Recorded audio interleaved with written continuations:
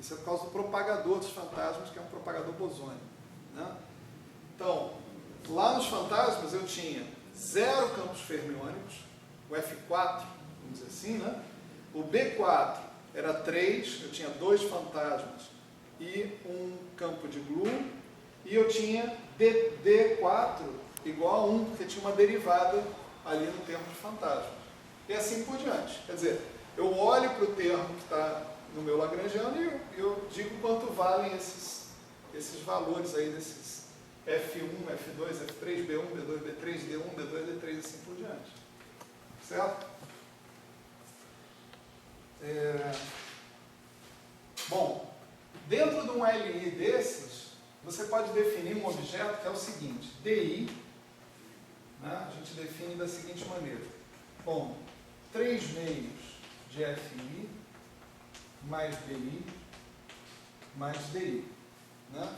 A razão de você definir esse cara desse jeito, né, é a dimensão canônica de massa dos campos que você tem ali. Né? Um férmion em 4 dimensões tem dimensão canônica de massa 3 meios. Um campo bosônico, tanto faz se ele é um campo de calibre ou se ele é um campo escalar, por exemplo, em 4 dimensões. Eu digo isso porque esse número, essa dimensão muda se a dimensão do espaço-tempo mudar. Então eu estou dando os números para vocês para D igual a 4, a dimensão do espaço-tempo igual a 4. Em 4 dimensões, um campo bosônico vai ter dimensão 1, dimensão de massa 1. E toda e qualquer derivada tem dimensão de massa 1 também. Certo? Como é que eu sei isso? Eu pego os termos cinéticos, por exemplo. Por exemplo, se eu pego um meio de demi-φ. Esse é um pedaço do termo cinético para um campo escalar. Tá certo? Na ação, isso vai aparecer desse jeito. Né? E a ação, ela tem que ter dimensão de massa 0. Ela tem que ser um número adimensional. Na verdade, ela tem que ter dimensão de H cortada. Mas como a gente está supondo que a gente está medindo tudo em termos de H cortado, todos os momentos angulares são múltiplos de H cortado, então H cortado para nós é essencialmente 1, e tudo que for proporcional a H cortado ou proporcional a C, para nós é adimensional. Então a ação ela tem dimensão, calma, né? A ação tem dimensão de momento angular, mas todo momento angular está sendo contado como múltiplo de H cortado, então a ação também vai ser um múltiplo de H cortado. Se desconta H cortado, a ação não tem dimensão nenhuma. Para que a ação não tenha dimensão, isso é unidades naturais, esse objeto que está aqui, ele contribui como 4 potências de comprimento. Potências de comprimento em unidades naturais contribuem como o inverso de potências de massa. Então esse cara aqui contribui com m a menos 4. Se eu quiser entender a dimensão de massa, né, desses caras. Esse cara aqui, cada derivada, né, se eu estou derivando x2, eu vou terminar com x, né? 2x, não importa. Né? Mas eu termino com uma potência de comprimento a menos. Então uma derivada é um objeto que reduz uma potência de comprimento ou, em outros termos, acrescenta uma potência de massa, se eu quiser falar de massa como inverso de comprimento. Então, cada derivada dessa vai contar com o acréscimo de uma potência de massa, de modo que eu tenho uma contribuição em termos de dimensão de m ao quadrado para as duas derivadas. E a dimensão do φ é o cara que eu quero descobrir, vamos dizer assim. Né? Aqui eu tenho dimensão de φ vai ter dimensão de φ ao quadrado. O resto disso vai ter, isso tudo combinado, vai ter que me produzir massa elevada a 0. Por quê? Porque a ação tem dimensão de massa elevada a 0. Então você vê daqui que a dimensão do φ é massa elevada a 1. Tá certo?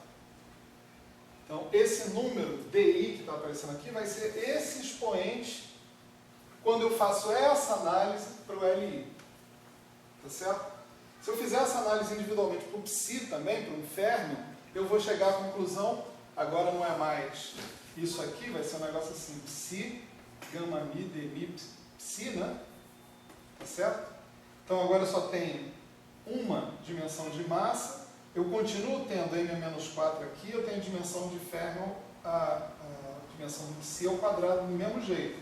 Isso tem que dar massa elevada a zero, então a dimensão do Fermi vai ser massa 3 meios, certo? Então, cada campo fermiônico vai contribuir com 3 meios para a dimensão. A dimensão total, se eu levar em consideração só os caras fermiônicos, é 3 meios vezes o número de campos fermiônicos que eu tiver. A dimensão do número de Boss, cada um contribui com 1 para a dimensão, tá certo? E cada derivada que aparecer no LI contribui com 1 para a dimensão. Então esse DI que está aí é a dimensão de massa do LI. Tá certo? Daí você pode ver que a dimensão de massa do GI é m elevado a 4 menos DI. Tá certo? Por quê? Esse cara todo tem que ter dimensão de massa quarta. Para que, quando eu comparar com o integrando aqui, para o D4x, isso me dê um número adimensional. Esse cara é massa menos 4. Tá certo? Então isso aí é preliminares, né, vamos dizer assim. E aí eu posso dizer para vocês o seguinte, né, a gente lá nos vídeos, né, a gente trabalha isso aí com calma, com cuidado, etc. e tal, e a gente chega à seguinte conclusão, né? Se eu contar num gráfico de Feynman genérico, né, o número de potências, né, de momento no numerador, incluindo as potências associadas às integrações dos momentos, tá certo? E subtrair isso das potências de momento no denominador, que vem dos propagadores. O que eu obtenho? Eu obtenho esse grau superficial de divergência. Essa conta que nós fizemos explicitamente para a alta energia do quark. O que a gente fez ali? A gente pegou D4K, tá certo? Contou como K elevado a 4, pegou os propagadores, um ia com 1 sobre K, um ia com 1 sobre K2, né? Deu 1 sobre K3. O momento que está no numerador menos o momento que está no denominador deu a forma como essa integral vai se comportar no infinito. Então essa é uma integral linearmente divergente. A gente concluiu isso fazendo essa análise, esse tipo de análise. Não é isso? Você pode, né, e isso é feito lá no Métodos Funcionais 2, você pode fazer essa análise para um gráfico de Feynman genérico. O resultado é o seguinte. O grau superficial de divergência, ou seja, essa potência de momento que sobra depois que eu pego o que está no numerador e diminuo o que está no denominador, tá certo? Ele é dado em geral, veja que isso é uma teoria de campo genérica para um acoplamento polinomial, tá certo? Eu só não estou levando em consideração aqui funções complicadas dos campos. Eu estou falando, olha, isso aí é polinômios dos campos, mais nada. Né? O que cá entre nós é tudo que tem na natureza até o momento. Por aí. Né? Então, esse grau superficial de divergência é escrito assim: somatório em I de NI, 4 menos DI, eu já digo o que é NI, né? Menos 3 meios de FE grande, calma que eu já digo o que é isso também, DE grande, menos 4. De propósito, isso aqui está sendo escrito com um menos, né, explícito, né, certo? Aqui, esse grau superficial de divergência está sendo calculado para um gráfico de Feynman específico, porém genérico, tá certo? Genérico. Mas é um gráfico de Feynman qualquer específico. Esse NI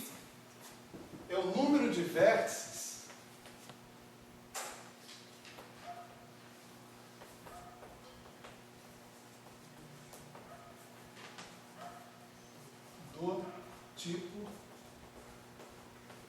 I.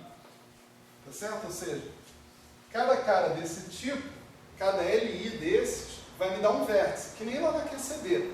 Eu tinha 4 termos de interação, eu tinha 4 vértices, tá certo? Então, num gráfico de Feynman genérico, eu tenho que contar quantos vértices eu tenho, para saber a ordem da teoria de perturbações que eu estou fazendo. Né? Então, por exemplo, uma teoria φ4, se eu tiver isso aqui, eu tenho 2 vértices desse tipo. Se eu tiver uma teoria φ4 mais φ3, eu posso ter uma situação assim, onde eu tenho 2 vértices de 4 pontos e 3 vértices de 3 pernas. Né?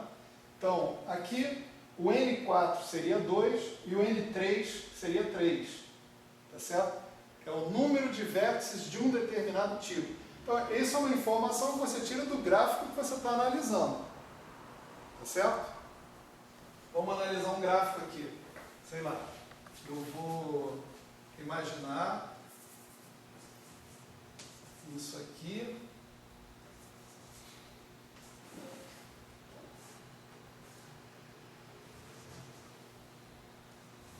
Outro cara aqui. Minha imaginação está fraca hoje. Um negócio assim. Pronto. Isso aqui é proibido.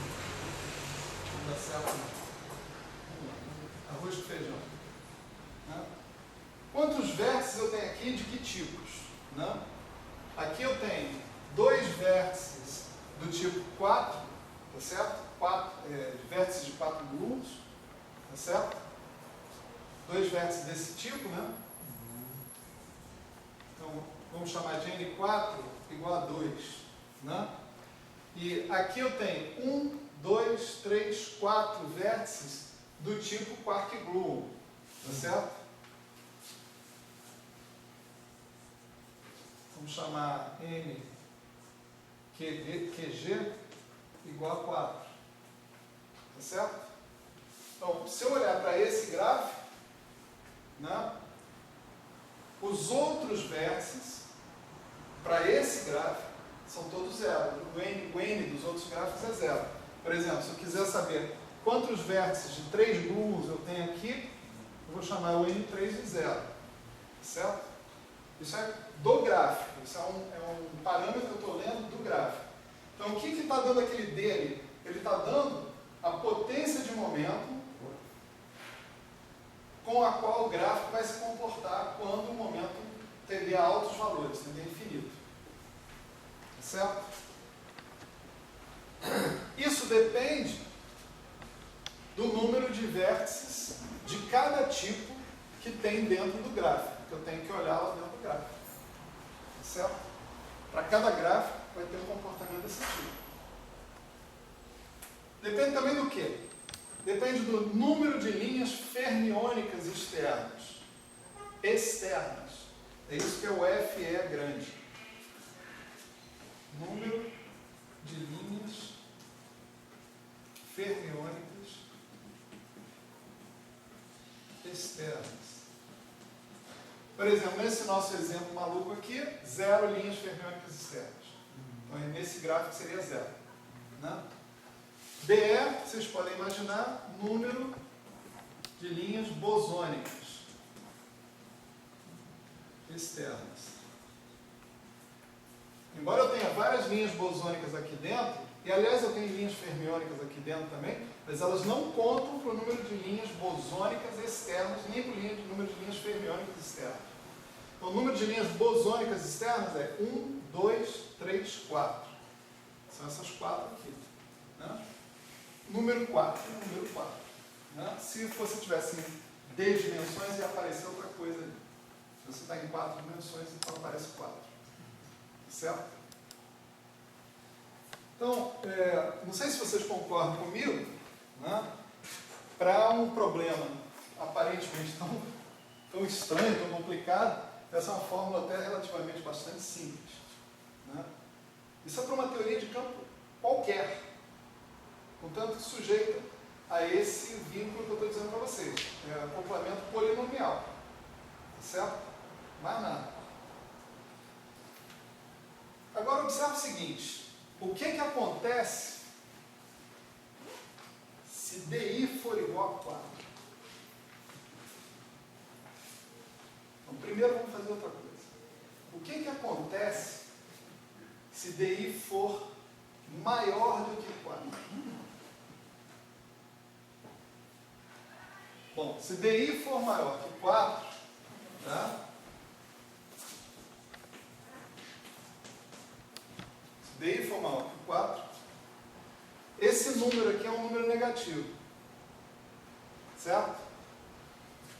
Com esse sinal de menos, MI é um número positivo. Tá certo? Então, esse termo todinho que está aqui vai ser um termo positivo.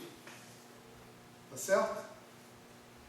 Veja que o número de linhas fermiônicas externas, o número de linhas bosônicas externas, não varia com a ordem de teoria de perturbações. Não é? Você está querendo calcular a função de 4 pontos, ou a função de 6 pontos, ou a função, né? Alguma coisa assim, mas isso está fixo. Então, o número de linhas fermiônicas externas, o número de linhas bosônicas externas é o mesmo, quer você esteja no tree-level, no nível de árvore, ou a um loop, ou 2 loops, ou 3 loops, não importa, é o mesmo. Então, isso aqui é um fator fixo. Pode ser negativo, positivo, não sei, depende, né? Mas é um fator fixo. E esse cara aqui é positivo e cresce à medida que cresce a ordem de teoria de perturbações que você está trabalhando. Quando cresce a ordem de teoria de perturbações, o que é que cresce? Cresce o número de vértices. Tá certo? Ou seja, cresce este NI que está aqui. Você vai pegar gráficos com cada vez mais vértices dentro deles. Né? É como se você dissesse o seguinte, olha, agora isso aqui é a mesma função de Green em outra ordem perturbativa. Uma contribuição numa ordem G2 a mais. Tá certo? Então, a diferença entre essa daqui e aquela é que o número de vértices quark-gluon aumentou aqui. Isso aqui não é possível, desculpa. Isso aqui não dá. Deixa para lá. Um exemplo ruim. Acabei de ver que não dá. Liga essas duas autoenergias. Hein? Liga essas duas autoenergias com o Aqui, né? Tá bom. Esse aqui tá bom. Ótimo. Esse cara aqui ganhou mais 2 vértices, tá certo? Só com essa linha interna que está aqui, ó. Esse vértice e esse vértice. Então, aumentou a ordem de teoria de perturbações, esse cara que está aqui aumenta. A função de Green que eu estou calculando é a mesma, é uma função de espalhamento de 4 gluons. Mas esse cara que está aqui, se ele estivesse dentro desse caso aqui, ele teria um grau superficial de divergência pior do que o grau superficial de divergência anterior. Dá para ver isso aí agora? Então, se o DI for maior do que 4, tá certo? Esse termo aqui, em algum momento, vai sempre superar esse termo que está aqui. E depois que ele superar, ele vai continuar superando. Tá certo? A cada ordem de teoria de perturbações, ou seja, a cada incremento desses NIs que você fizer, você vai aumentar o grau superficial de divergência do seu gráfico. Ele vai ter divergência linear, depois quadrática, depois cúbica, depois a partir de uma certa ordem de teoria de perturbações. E não vai parar nunca mais. Vai piorar, piorar, piorar, piorar. Pesadelo. Certo? Bom, isso acontece se o DI for maior do que 4. Tá certo? Observa que DI ser maior que 4 significa que você tem uma constante de acoplamento para aquele vértice específico. Pode ser um vértice só. Tá? Os outros todos estão todos direitinho, mas esse aí não. Se DI é maior que 4, 4 menos DI é menor que 0, então a sua constante de acoplamento tem dimensão de comprimento. Tem dimensão de inverso da massa, que é a mesma coisa que dimensão de comprimento. Tá certo? Isso aqui é exatamente o que acontece com a gravitação. Quando você lineariza a gravitação, né, expande em potências, né, a Lagrangiana de Einstein-Hilbert, e você faz essa conta aqui, essa, lá para a Lagrangiana da gravitação, você encontra que a constante de acoplamento tem dimensão de comprimento, ela é essencialmente montada com a constante da gravitação universal do Newton, né? E isso torna a gravitação não renormalizada. Isso é uma teoria não renormalizada, uma teoria onde as coisas pioram ordem perturbativa após ordem perturbativa. Certo? As divergências só ficam piores. Certo? Então aqui, teoria não renormalizada.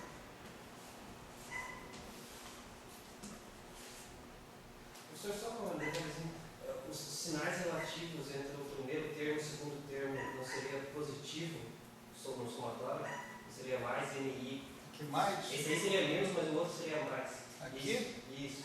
Não, seria menos. Por que você acha que tinha que ser mais?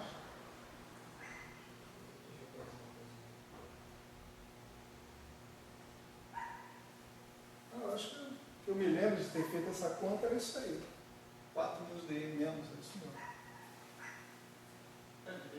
Não era 4.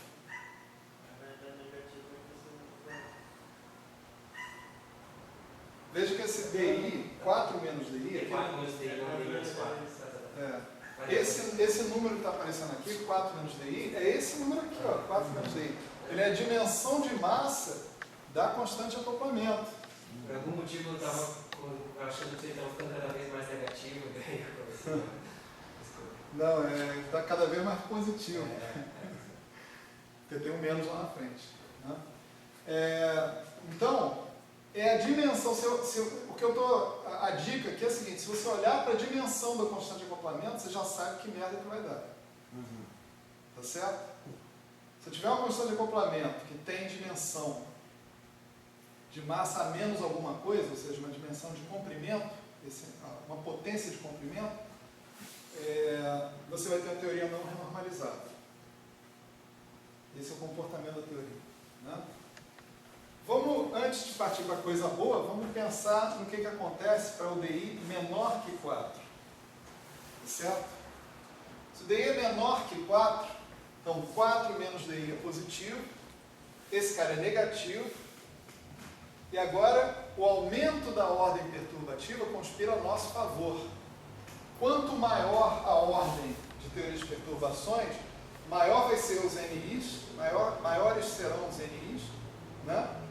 E aí o grau superficial de divergência vai ficar, em algum momento, mesmo que ele seja positivo no início, alguma coisa assim, em algum momento, numa certa ordem perturbativa, todas as suas funções de Green vão ser convergentes, superficialmente convergentes.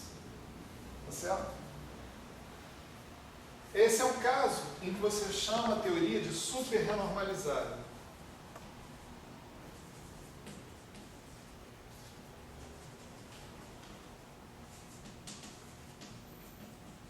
Isso significa que o seu procedimento de subtração das divergências não precisa ser feito em todas as ordens de teoria de perturbações. Ele pode ser feito até uma certa ordem de teoria de perturbações e dali em diante tudo finito. Não tem problema mais. Certo? Isso é uma teoria super renormalizada. Por diversas razões, essas teorias também não são de grande interesse na física. Né? Tipicamente, elas costumam produzir funções beta do grupo de renormalização zero. E funções beta iguais a zero significam que você não tem constantes de acoplamento efetivas, ou seja, constantes de acoplamento que variam de acordo com a energia. Isso é muito importante para você estudar, de uma maneira geral, o comportamento da sua teoria em regimes diferentes de energia, que é, por exemplo, uma coisa interessante a ser feita com a QCD. Certo? Então, teorias super-renormalizáveis, apesar de já fazerem a gente respirar um pouco mais aliviado, mas também não trazem necessariamente boas notícias, né? E agora é o seguinte, cara, se o DI for igual, exatamente igual a 4, esse termo aqui está ausente da história, e você tem um certo número de funções de Green superficialmente divergentes, eventualmente, depende do número de pernas bosônicas ou de pernas fermiônicas que você tenha a ter, e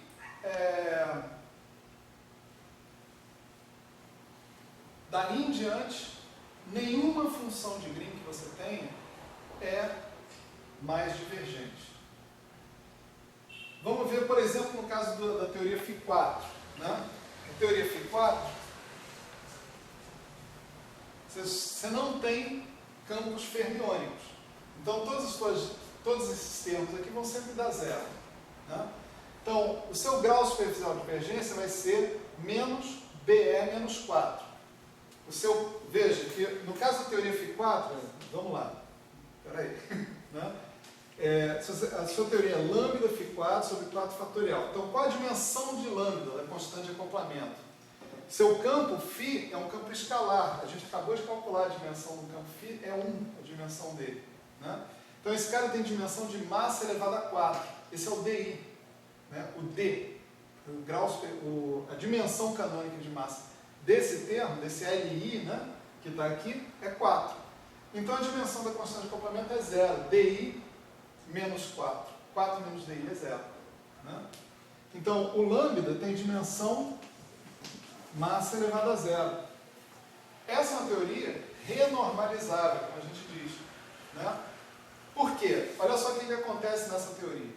Nessa teoria, o grau superficial de divergência de uma certa função de Green com BE linhas externas, porque só tem campo bosônico, né? Vai ser menos BE menos 4. Então, quando BE menos 4 for positivo, o grau superficial de divergência vai ser negativo. Tá certo? Bom, outra característica da teoria Φ4 é que você só pode ter funções de Green de número par de pernas. De 0 não tem graça. Né? De 2 é o primeiro caso que é razoável. De 4 é o segundo caso que é razoável. 2 menos 4 menos 2, você vai ter divergências quadráticas aqui. E 4 menos 4, 0, você vai ter divergências que a gente chama de logarítmicas aqui. Tá certo? Então, daí em diante, com o número de pernas externas 6, 8, 12, 10, né, etc., tudo isso aqui vai ser positivo, com esse sinal de menos, vai dar um grau superficial de divergência negativo. Né? Agora, interessante, a função de 2 pontos vai ter grau superficial de divergência 2, não interessa a ordem perturbativa, ela vai ser quadraticamente divergente em primeira ordem, em segunda ordem, terceira ordem, é sempre quadraticamente divergente, é o mesmo tipo de divergência. Né? A função de 4 pontos, B é igual a 4, vai ser logaritmicamente divergente, ou seja, módulo de K elevado a 0, não interessa a ordem perturbativa também. Em todas as ordens perturbativas, ela vai ter o mesmo grau superficial de divergência. Essa é a principal característica de uma teoria renormalizável. Né? Que é o que acontece aqui nessa situação.